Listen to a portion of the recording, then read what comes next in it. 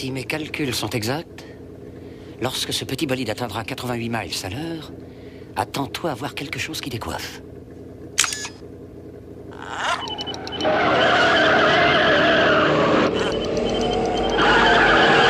Jacques Chirac ou Jean-Marie Le Pen. Les résultats dans quelques secondes.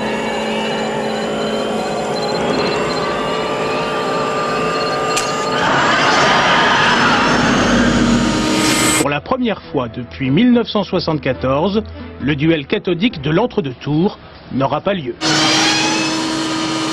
Regarde ça! Ils ne seront plus que deux. Qui sera le couple idéal? C'est vous qui décidez. Je ne peux pas accepter la banalisation de l'intolérance et de la haine.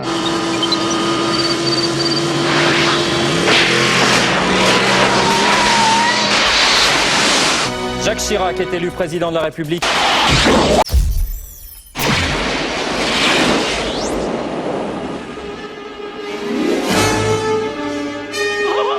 Oh, qu'est-ce que je t'avais dit? 88 miles à l'heure! Les Français ont aussi pu voir le vrai Macron dans ce second tour.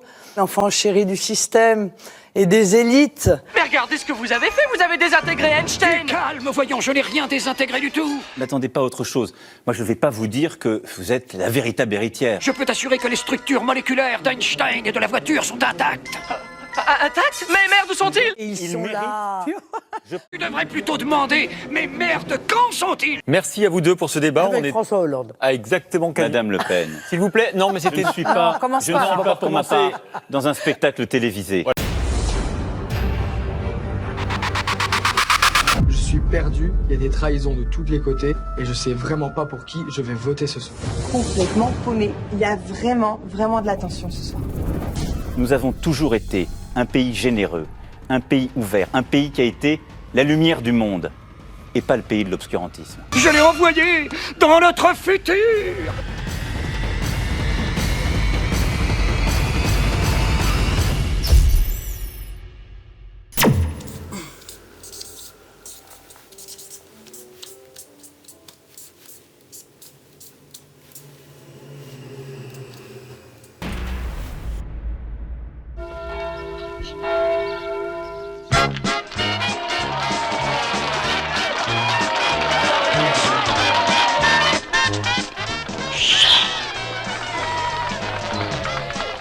Vous avez vu la mariée? Oui, elle est noire. C'est quoi être français? C'est simplement partager un certain nombre d'éléments de notre histoire, de notre citoyenneté et d'une culture commune qui fait nos pratiques. Alors nos pratiques, c'est la musique, c'est la culture culinaire, c'est peut-être les odeurs de notre pays, c'est les plantes, c'est le fromage qu'on mange. Le bruit et l'odeur. Hein? Le bruit et l'odeur, c'est moi, demandant Jacques Chirac. Le bruit et l'odeur. Le bruit et l'odeur, c'est une très très belle chanson qui avant été inspirée par un ancien président de la République qui a légèrement dérapé à une époque où, électoralement parlant, ceci payait. Mais tu vois, ça renvoie à des très vieux stéréotypes. C'est comme les insultes contre Madame Taubira. C'est la banane comme Taubira. On l'a comparé à un élément simiesque parce qu'au 19e, on comparait le noir et le singe. Et le bruit et l'odeur, ça renvoie à tout un discours du 19e siècle qui expliquait que nous ne pouvions pas, quand on était homme, aimer une femme indigène à cause des odeurs de son corps. Alors les odeurs pouvaient être son parfum, sa corporalité, comme sa cuisine. Et c'est un livre du docteur Jacobus qui s'appelait L'art d'aimer aux colonies, qui est à peu près la plus grande horreur que j'ai pu lire sur l'espace colonial. Donc déjà l'odeur venait de ça. Le bruit vient par définition de la sauvagerie. Le sauvage fait du bruit, le tam-tam, les danses, les cris. Et ça vient des os humains.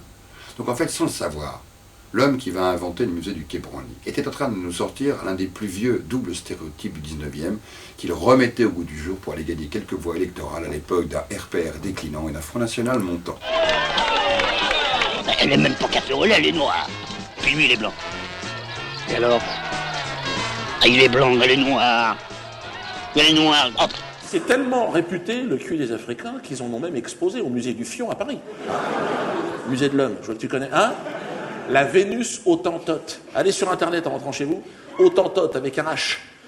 C'est une Sud-Africaine que deux aventuriers ont repéré. Tu sais, elle était dans son village, ils sont arrivés. Oh putain! Oh le cul qu'elle a, viens voir! Non, faut qu'on la ramène, celle-là, attends! Hey! Les 25% de Français qui ont voté pour Marine Le Pen, enfin du moins de voteurs qui ont voté pour Marine Le Pen, parce qu'elle n'est pas passée, on les a oubliés, mais ils sont toujours là. Qu'est-ce qu'on fait de ces mecs-là? On attend qu'ils soient encore là jusqu'à la prochaine... enfin, on va pas les tuer, mais je veux dire, on attend la prochaine élection pour encore se faire peur, ou est-ce qu'on essaie de vivre avec ces gens et de leur faire comprendre les choses, de leur faire comprendre que la manière dont ils pensent n'est pas juste pour d'autres êtres humains. Bon, elle est morte de froid au bout de quelques semaines. Hein. Elle était partie sans gilet l'autre. Hein, donc, eh ben, ils l'ont empaillée, cette femme. Oh putain. Ils l'ont mis pendant un siècle au musée de l'homme à Paris. Ah, c'est l'histoire, hein. Bah, c'est le pays des droits de l'homme, hein, donc automatiquement. Ah, c'était votre fille. Félicitations. Mais non, c'est pas ma fille. La mariée, elle est noire, elle est noire.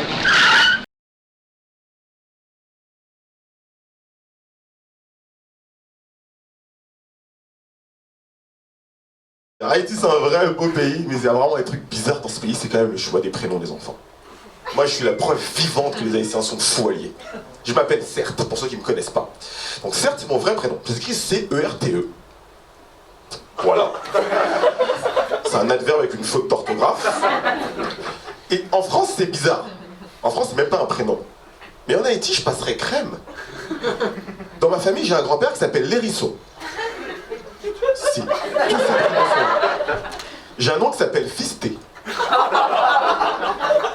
En créole, ça passe bien ce qui parle. J'ai une tante, elle s'appelle Ancienne. Son prénom, c'est Ancienne. Son nom de famille, c'est Bossé. Ancienne Bossé. C'est comme ça qu'elle s'appelle. Et pour ceux, il y a des footballeurs dans la salle qui aiment le foot. J'ai 2 cousins, ils sont jumeaux. Leur prénom, c'est Desailly et Balak. C'est dur. Ils seraient nés en France, ce serait un cauchemar pour eux. Dans l'affaire des quotas dans l'équipe de France, on a eu cette idée que par exemple que tous les joueurs noirs devaient jouer en défense. Qu'en gros c'était le fameux grand noir fort de la tête en défense, alors qu'en fait dans les quartiers, ouais, les gamins ils veulent tous plutôt être attaquants, milieu de terrain, ils adorent jouer avec la balle, dribbler, etc. Et finalement il y a eu une intériorisation de ce préjugé parce que des grands joueurs comme Marcel Desailly ou Lilian Thuram étaient défenseurs.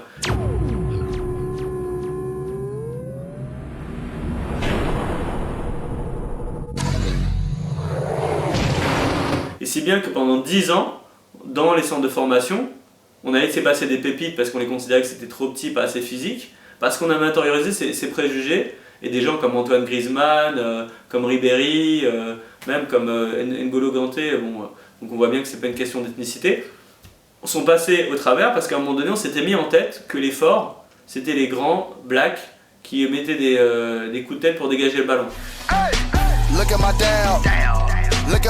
Ce qu'il dit, c'est qu'on a tendance à voir plus facilement dans une situation ce qui correspond à nos préjugés. Donc, si par exemple, moi je pense que tous les joueurs d'origine maghrébine sont des teignes et sont ingérables, bah du coup, dès qu'il y en a un qui va commencer à avoir un saut d'humeur ou à faire un truc qui me plaît pas, bah, je dis ah bah. Mais pourquoi? Mais pourquoi? Winnie, tout petit burkini, tout l'été à la une des médias. Je suis honnête avec vous, je m'en fous du burkini, c'est moche. Et je me retrouve à trouver des arguments pour des gens qui veulent se baigner en duvet, mais tu fais ce que tu veux. Burkini, burkini, burkini, burkini, burkini. Une voix, 2 voix, 3 voix, 4 voix, 5 voix, 6 voix, polémique de rat.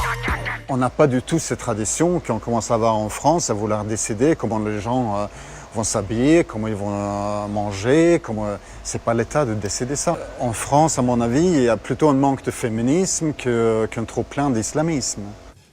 Ouais, c'est pas faux. Dans des stéréotypes qui peuvent être a priori positifs, en disant oui, mais fou, toi en tant qu'asiatique, t'es très sérieux, etc. Moi, je dis quoi, qu'est-ce que ça me raconte? Enfin voilà, je sais que j'ai eu des réflexions comme ça qui moi, m'ont renvoyé à des choses qui sont plus de l'ordre du fantasme, en fait, de la personne qui les donne. Après, ça n'enlève pas la violence. Il y a Lee qui est remplacé par Lee. Là, c'est pas trop compliqué. Il n'y a rien qui ressemble plus à un Coréen qu'un autre Coréen. Le côté ethnique reste caricatural. Il y a déjà une question pour moi de confort, de facilité, c'est-à-dire ça rassure quelque part de pouvoir cataloguer les gens, les mettre dans ça égale ça. Finalement, ça implique qu'on n'aille pas chercher plus loin, finalement. C'est de rester dans une certaine forme de facilité, de simplicité. Pour rencontrer Monsieur Lee, faut mieux une bonne couverture.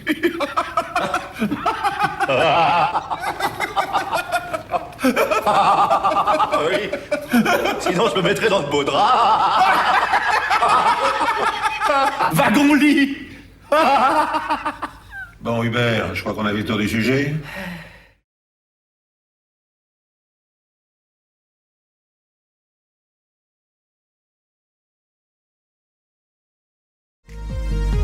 Watch me, watch me, watch me, watch me. Tout le monde focalise sur Trump. Tu sais, c'est en fait ce culte de la personne et tout ça. Tout le monde focalise sur Trump, le grand méchant. C'est comme en fait en France on focalise sur le FN. Parce qu'en fait il y a un mec qui s'appelle Jean-Marie Le Pen qui a réussi à avoir le monopole de la haine. Je vais faire courir, moi, tu vas voir le rouquin là-bas. Hein? PD! Personne ne veut être considéré comme raciste, mais par contre tout le monde dit des conneries racistes. Est-ce que toi, moi, on peut tous dire des conneries racistes. Après le truc qui fait qu'on n'est pas raciste, c'est qu'on se remet en question, qu'on déconstruit. Il y a des gens qui ont voté FN dans la salle. C'est marrant, on les croise jamais. Hein. 6 millions d'électeurs FN, j'en vois jamais, moi. À chaque fois, je demande à un mec, t'as voté FN? Il fait, bah, pas trop. C'est l'une des raisons pour laquelle, pour un peu de la déconstruction de ces clichés, pour lesquels tu as voulu prendre un pseudonyme à Consonance Maghrébine, parce qu'en vrai, si tu voulais prendre un pseudonyme, si tu voulais faire un effort, t'aurais pu prendre Walid Charpentier, par exemple. Bien sûr. Mais le mec ne veut faire aucun effort d'intégration. Exactement. Damn. Non, je pense qu'il y a une dimension politique, évidemment. Il faut ouvrir la voie.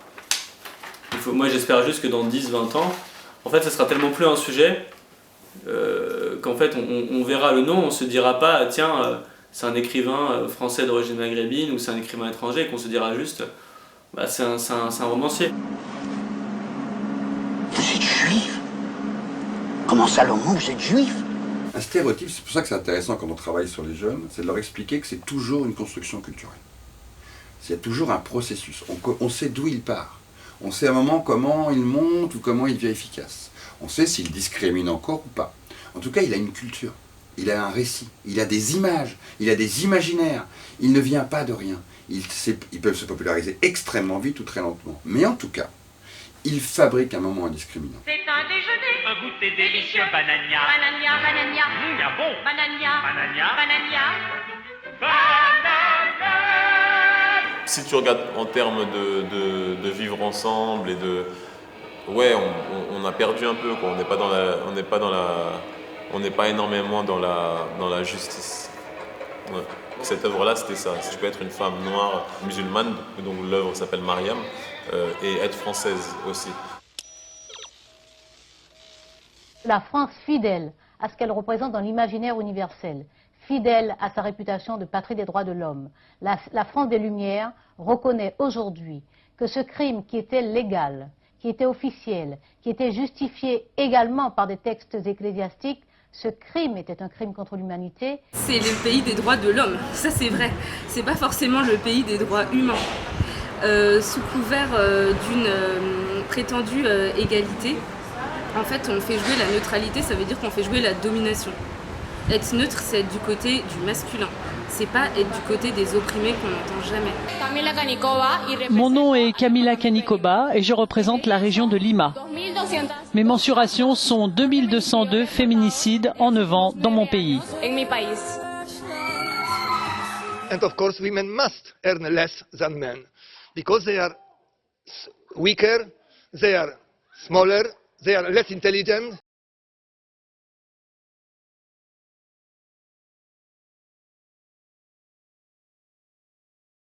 Est-ce qu'il serait par hasard possible, j'ignore si ça existe, de consulter un fichier sur lequel il y aurait les noms et adresses d'anciens nazis établis au Brésil? J'aime pas du tout quand on fait des généralisations sur on revient dans les années 30, tout ça, parce qu'en vérité on est sur des dynamiques qui sont très très différentes. Mais il y a un truc qui est certain, c'est qu'il y a des dynamiques et des logiques qui sont les mêmes. Et on répète. Il y a forcément Une amicale d'anciens nazis ou un club, une association? Comment on fait pour casser ces schémas? C'est complexe. C'est complexe, mais après je pense que déjà il faut les reconnaître, il faut être capable de les nommer, d'avoir un constat là-dessus qui soit à peu près partagé. Monsieur, sachez que l'Allemagne est une démocratie et qu'en aucun cas une ambassade allemande pourrait être au courant des agissements d'anciens nazis. Oui, mais enfin entre Allemands... Tous les Allemands ne sont pas nazis, monsieur. Oui, je connais cette théorie. Oui. Le salut nazi pour célébrer la victoire de Donald Trump. C'était samedi dernier lors d'un meeting du National Policy Institute, un think tank qui ne jure que par la suprématie des Blancs et qui s'est rangé comme un seul homme derrière la candidature du milliardaire. Il ne faut pas se poser la question de Trump, il faut se poser la question des gens. Qu'est-ce qu'on fait avec tous ces gens qui ont voté pour un mec qui disait ça? Il faut qu'on les éduque, il faut qu'on leur fasse comprendre, il faut qu'on les éduque pour qu'on vive dans une société meilleure. Watch me, ooh, watch me, watch me, ooh, watch me, watch me, ooh, ooh, ooh, ooh. I didn't talk to my kids about how to act in front of the policeman when he gets stopped. I didn't have to do that. But all of my black friends have done that. There's something that's wrong about that. And we all know that. What's the solution? Nobody's figured it out. But for sure, the conversation has to stay fresh. It has to be continuous, it has to be persistent, and we all have a responsibility to make sure that that happens in our community.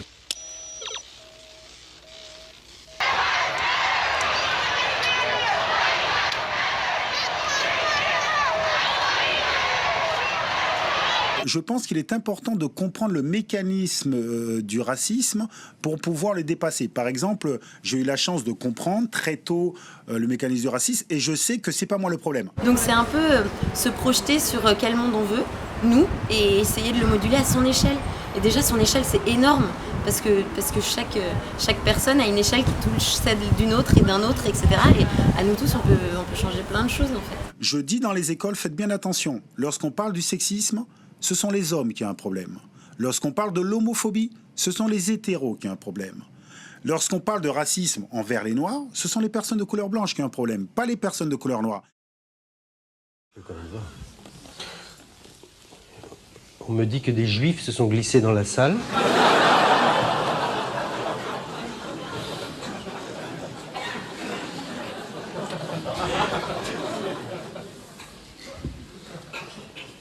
Vous pouvez rester. Je pense que la déprime française, c'est qu'on n'arrive plus à l'écrire ce récit, on n'arrive plus à l'écrire en commun, on n'arrive plus à lui donner sens ensemble. Et donc, voilà, c'est plus que simplement du multiculturalisme, parce que le multiculturalisme, ça supposerait que chacun a son récit et c'est très bien comme ça. Non, il y a quelque chose de plus dans le cosmopolitisme. Ça transcende ces divergences. Oui, il y a des divergences, des différences, chacun a sa propre histoire, mais il faut savoir les transcender pour en écrire une en commun. Et c'est tout l'enjeu, à mon avis, du débat actuel sur intégration par intégration, c'est comment est-ce qu'on écrit cette histoire en commun. Au revoir.